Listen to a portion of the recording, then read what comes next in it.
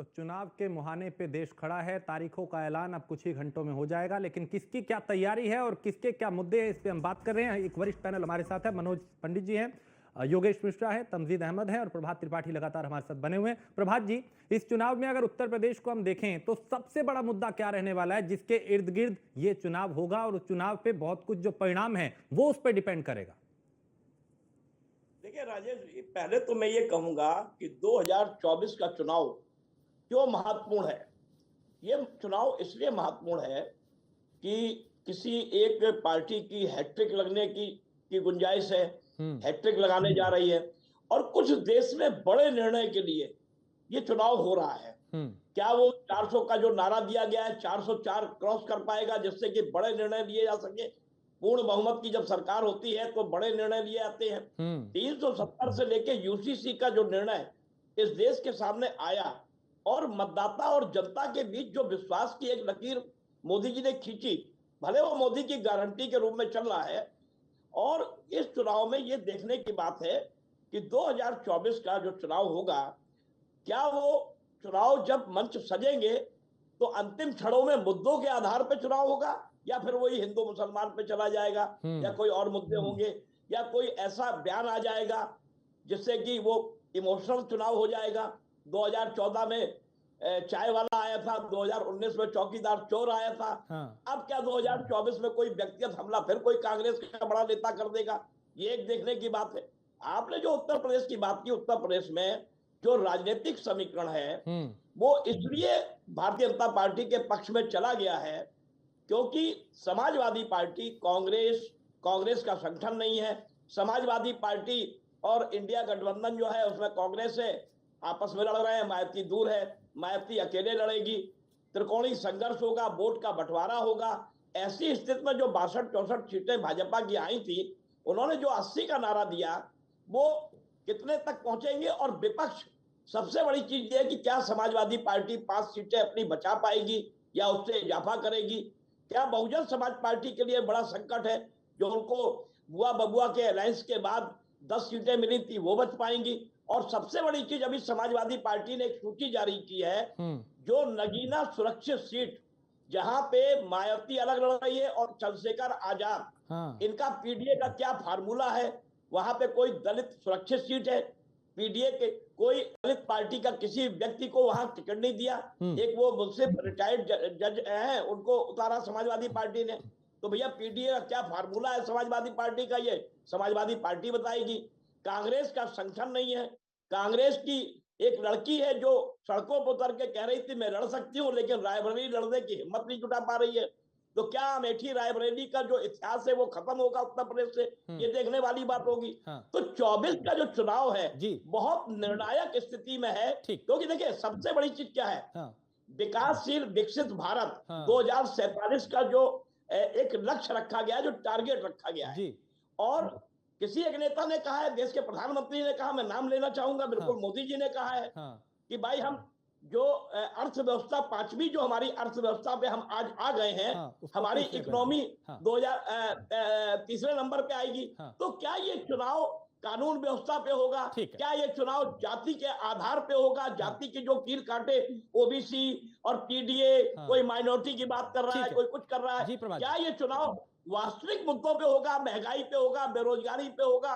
क्या ये विपक्ष उन मुद्दों को अपने सामने रख पाएगा? ये एक सबसे बड़ा चुनौती है। ठीक है देखिए मनोज जी। राजेश जी, बिल्कुल राजेश जी, एक सेकंड में खत्म करूंगा जी जल्दी से सर। विपक्ष को मैं बहुत ही आदर पूर्वक ये कहना चाह रहा हूं कि आप मुद्दे तो अच्छे उठाते हैं चुनाव के पहले, लेकिन जब चुनाव के मंच सजते हैं तो आप उन्हीं की पिच पे बैटिंग करने चले जाते हैं। कोई ऐसा नेता आपका पैदा हो जाएगा जो व्यक्तिगत हमला कर देगा और चुनाव पूरा वही केंद्रित हो जाएगा।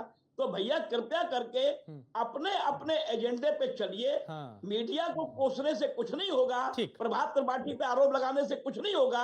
आप अपनी भूमिका क्या तय करेंगे जनता के बीच, वो आप बताइए। मनोज जी, विपक्ष चूंकि अब भी यही कह रहा है कि महंगाई, बेरोजगारी, ये कानून व्यवस्था, ये ऐसे मुद्दे हैं जिसपे वो आपको घेरेंगे, तो आपको लगता है इस पे चुनौती आपकी बढ़ेगी चूंकि इसी मुद्दे के साथ वो इस चुनाव में आ रहे हैं?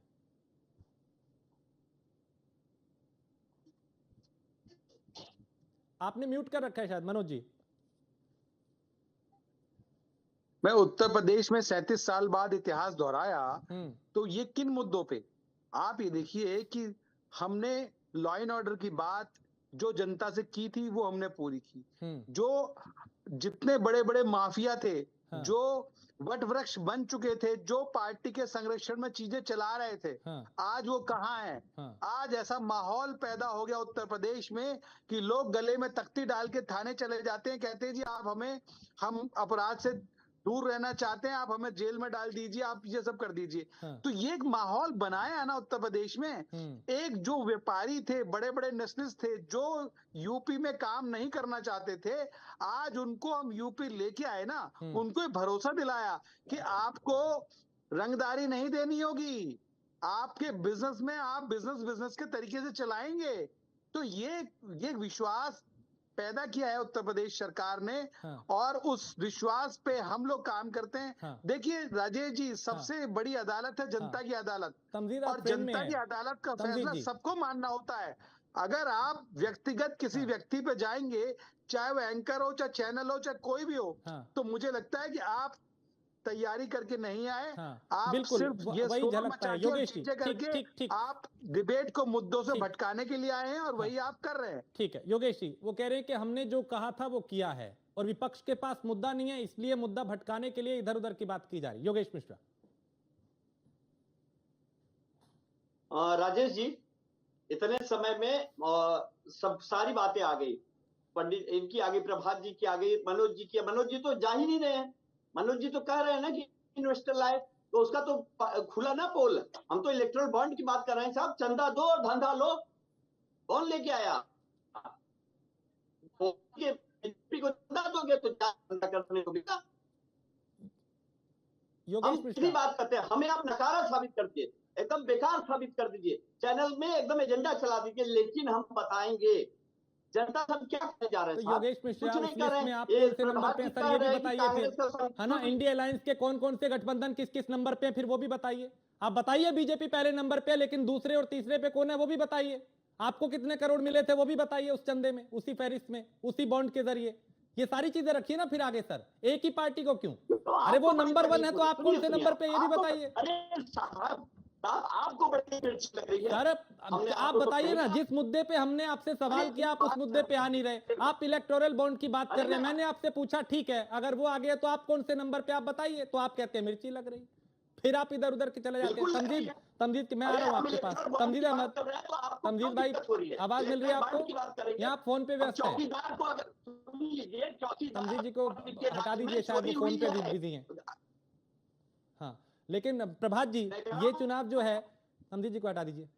हाँ प्रभात जी, ये कितना गंभीर ये मामला हो जाता है जब हम ये कह रहे हैं कि आप, चूंकि आप सामने चुनाव है, उस चुनाव में क्या मुद्दे रहने वाले हैं अब तक कोई तय नहीं हो पाया। नेता कौन है, नीति कौन है, नेतृत्व कौन है, ये भी तय नहीं हो रहा। बड़ी बात ये प्रभात त्रिपाठी, मैं आपसे ये भी समझूंगा कि टीएमसी के साथ, एक सेकंड, टीएमसी ने कांग्रेस को पश्चिम बंगाल में एक भी सीट नहीं दी, वहां गतिरोध दोनों में है। इधर समाजवादी पार्टी ने एक सीट छोड़ दी टीएमसी के लिए। यहां पे यानी चूंकि इंडिया अलायंस सारा गठबंधन में है, उधर सपा और टीएमसी का जो आप देख पा रहे होंगे तालमेल कैसा है कि एक सीट उनके लिए छोड़ दी, लेकिन वहां पे एक भी सीट कांग्रेस के लिए नहीं छोड़ी गई। इस घटनाक्रम को, इस विवाद को, सीटों के बंटवारे को कैसे देखेंगे? असमंजस बहुत है।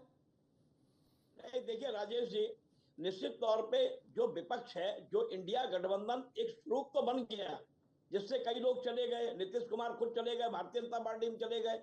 आखिर ये जो नेता छोड़ छोड़ के क्यों जा रहे हैं? एक बड़े कैनवास के नीचे, एक बड़ी छतरी के नीचे सब अपना राजनीतिक भविष्य सुरक्षित करने के लिए और पार्लियामेंट पहुंचने के लिए जा रहे हैं। कोई भी नेता हो, मालूम है आज कि मोदी के सामने किसी की लहर कोई है ही नहीं, इस देश के अंदर कोई लहर है ही नहीं। यूपी में जो आपने बात की समाजवादी पार्टी और कांग्रेस की, बुरी स्थिति है। मैंने आपसे कहा ना कि माइनॉरिटी वोट बटे नहीं, इसलिए 17 सीटें कांग्रेस को दे दी भी गई हैं, और एक सीट समाजवादी पार्टी पे कांग्रेस का बाकोवर रहे, मैनपुरी का। तो ये जो सारा समीकरण पहले चलता था, उस समीकरण के आधार पे जब मुलायम सिंह जीवित थे तो रायबरेली अमेठी में सपा नहीं खड़ा करती थी, और मैनपुरी में और जहां अखिलेश लड़ते थे वहां कांग्रेस नहीं खड़ा करती थी। तो ये अंडरस्टैंडिंग पे होता था। लेकिन अब तो खुलेआम दो लड़कों की जोड़ी जरूर बन गई है, लेकिन अभी वो दिल और जैसे कहते हैं वोट जो असली कैडर जहां जमीनी स्तर पे जो MY का फैक्टर है, हाँ। मुस्लिम यादव का है, या बैकवर्ड का फैक्टर है, या आंकड़ों का फैक्टर है, उसको ये लोग कील काटे दुरुस्त नहीं कर पाए। अब हम लोग जब भारतीय जनता पार्टी की समीक्षा करते हैं, जो 62-64 में थी पहले, हाँ। 12-14 सीटें उसको नहीं मिली थी, उसमें उसने माइक्रो लेवल पे, बूथ पे उसने काम किया। हाँ। तो ऐसी स्थिति में जब हम लोग समीक्षा करते हैं, तो हम लोग भाई एक तरीके से ये होता है कि हम लोग भाजपा के एजेंट हो गए। ये सबसे बड़ा दुर्भाग्य। अरे भाई, आप अपनी बात रखिए, चैनल में आइए, आप मुद्दे रखिए, बहुत अच्छी बातें कीजिए, हाँ। और बताइए कि हमारा रोड मैप क्या है। हाँ। 2024 में मोदी जी को हटाने का रोड मैप हमारा क्या है? जब आप एक नहीं हो पा रहे हैं, इंडिया गठबंधन आपका तार तार हो गया है, कैसे आप लड़ेंगे? एक बड़े चेहरे के सामने कौन सा चेहरा है? क्षेत्रीय चेहरे आप ला नहीं पा रहे हैं, एक दूसरे को डाइजेस्ट नहीं कर पा रहे हैं, चाहे वो ममता बनर्जी हो, चाहे केजरीवाल हो। के कविता अभी गिरफ्तार हो गई है, चंद्रशेखर की बेटी है शराब घोटाले में। कल कोर्ट ने कह दिया है केजरीवाल को कि आप संबंध में शामिल होइए, वो भी जेल जाने के कगार पे हैं। अब शरद पवार बचे महाराष्ट्र में जो महाअघाड़ी है उसमें सीट शेयरिंग नहीं हो पा रही है। हाँ। तो आखिर इंडिया का जो स्वरूप है, तो अभी जो हमारे साथी को बुरा लगा, इंडी क्यों लिखा आपने भैया? अरे भाई, इंडिया आपने बना तो जरूर लिया, लेकिन आपका कोई भी कील कांटा या कोई भी लोग आपके एक माला में नहीं है, सारी माला टूट चुकी है। तो सवाल यह है, जब आप टूट गए, बिखर गए, तो भैया अपना फ्रस्ट्रेशन चैनल पे, पत्रकारों पे, एंकर पे मत दिखाइए। बड़ा निवेदन करके मैं कह रहा हूं। तो राजेश जी, समझना होगा कि ये 24 का जो रण है, हाँ। वो 24 का रण इसलिए महत्वपूर्ण है, कल उसकी डुगडुगी बच जाएगी। हाँ। लोग निकलेंगे, अपने चुनाव परिणाम, अपने प्रत्याशी फाइनल करेंगे, नामांकन शुरू होंगे, लोग मंचों पे जाएंगे, भाषण करेंगे, योगी आदित्यनाथ निकलेंगे, पूरे देश में घूमेंगे। हिंदुत्व और राम की, जो राम मंदिर की एक लहर थी, राम मंदिर, अब यही लोग कहते थे कि राम मंदिर बनाएंगे, तारीख नहीं बताएंगे। अब तो वहां शिलान्यास हो गया, सारी चीजें हो गई, मंदिर भी बन गया, लोग लाखों लोग, करोड़ों लोग आ रहे हैं। तो योगी का जो एक कानून व्यवस्था, लॉ एंड ऑर्डर, तो ये सारे मुद्दे जनमानस में, जनता के बीच जो निर्णय करता है, जो अपनी अंतिम मोहर लगाएगा ईवीएम में, कैद करेगा। अब वो कमल पे अगर दबा रहा है तो आपको तकलीफ हो रही है। अरे भाई, साइकिल चले तेजी से, पंचर क्यों हो गई? हाथ अपना काम करे ना, हाथी अपने चले ना, क्यों नहीं चल रहा है भाई? आखिर ये आप चला नहीं पा रहे हैं, क्योंकि आपने बिल्कुल ऐसे मौके पे चुनाव, आप ऐसे स्थिति में चुनाव लड़ते हैं कि आपके पास कोई विजन नहीं होता है, आपके पास मुद्दे नहीं होते हैं, फिर आप उसी ग्रिप में आ जाएंगे, आप कोई ऐसा बयान दे देंगे। अरे भाई, आप पर्सनल मोदी के ऊपर अटैक क्यों कर रहे हैं? आप भारतीय जनता पार्टी के ऊपर अटैक कीजिए, कमल के ऊपर अटैक कीजिए। अगर आप प्रधानमंत्री के ऊपर व्यक्तिगत आरोप लगाएंगे, आक्षेप लगाएंगे, तो 14 में क्या हुआ, 19 में क्या हुआ, और 24 में क्या हुआ? ठीक है मनोज जी, सबसे बड़ा फैक्टर इस चुनाव में क्या आपको लगता है कि वो ये फैक्टर जो है वो बनेगा? क्योंकि देखिए, अयोध्या में राम मंदिर बना, श्रेय कहीं ना कहीं पार्टी उसका भी ले रही है, हालांकि कोर्ट के जरिए सारा कुछ हुआ, और अभी 370 हटाई गई जब कश्मीर से, उसका जिक्र भी हो रहा है, अभी आप सीएए भी लागू कर चुके हैं। तो क्या सबसे बड़ा फैक्टर रहने वाला है इस चुनाव में? देखिए राजेश जी, हमने कब कहा कि राम मंदिर को हमने बनाया? पर हमने तो ये बोला कि जो सुप्रीम कोर्ट का आदेश था उसका पालन करना सरकारों का काम है, और हमने उनके आदेश को एग्जीक्यूट किया। और एग्जीक्यूट करने में ये भी जब हमारा मैनिफेस्टो था, तो हमने ये बात उसमें डाली थी कि अगर हम सरकार में आएंगे तो हम ये मुद्दों को हटाएंगे, खत्म करेंगे। जो लोग अपनी दुकानें चला रहे थे मुद्दों का लेके, वो दुकानें बंद हुई ना उनकी। आप ये बताइए, तो चाहे वो सीए हो, चाहे 370 हो, चाहे राम मंदिर हो, चाहे लॉ एंड ऑर्डर की बात हो, आज हम लोग अच्छी डिबेट, अच्छी चीजें जब जनता के सामने रख पाएंगे, जब हम उसको बताएंगे कि हाँ भाई ये चीजें हैं। अब आपके पास तैयारी नहीं है। आप कांग्रेस के जो बड़े बड़े लीडर हैं, सबने चुनाव लड़ने से मना कर दिया है कि हम चुनाव नहीं लड़ना चाहते, नई पीढ़ी को आगे नहीं आना देना चाहते। अब ठीकरा कहाँ फोड़ना है? अब ठीकरा या तो चैनल पे फोड़ेंगे, या एंकर पे फोड़ेंगे, या राजनीतिक विश्लेषक पे फोड़ेंगे। क्यों? क्योंकि जो आप सब लोग बैठ के सच्चाई दिखाने की कोशिश करेंगे, तो वो सच्चाई तो इनको बर्दाश्त है नहीं ना, वो चीजें समझ नहीं आती इनको।